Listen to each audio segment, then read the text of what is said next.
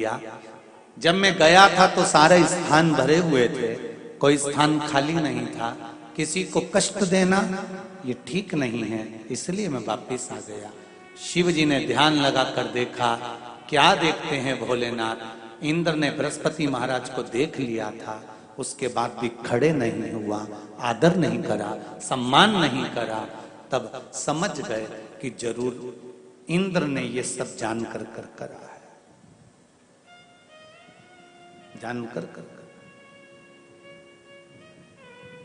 जैसे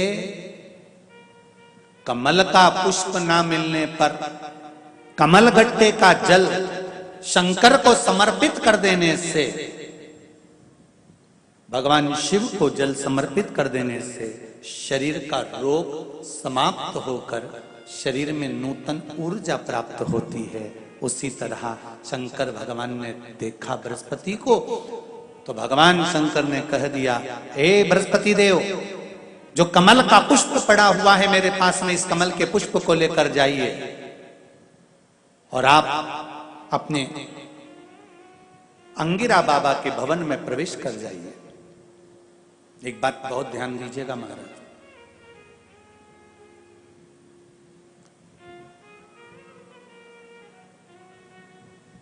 जब सूर्य ग्रहण या चंद्र ग्रहण पड़ता है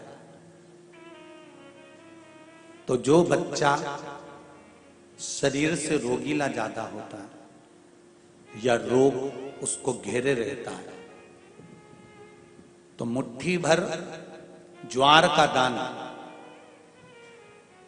उस बच्चे के हाथ में पस भरकर वो ज्वार का दान करवा दिया जाता है। जैसे यदि आप लोगों ने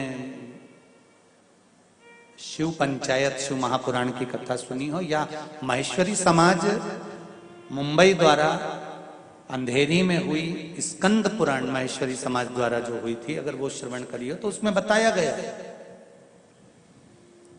कि कुछ चीजों के दान ऐसे होते हैं जिन दान को करने से व्यक्ति के जीवन में समृद्धि, वैभव, लक्ष्मी की प्राप्ति हो जाती है।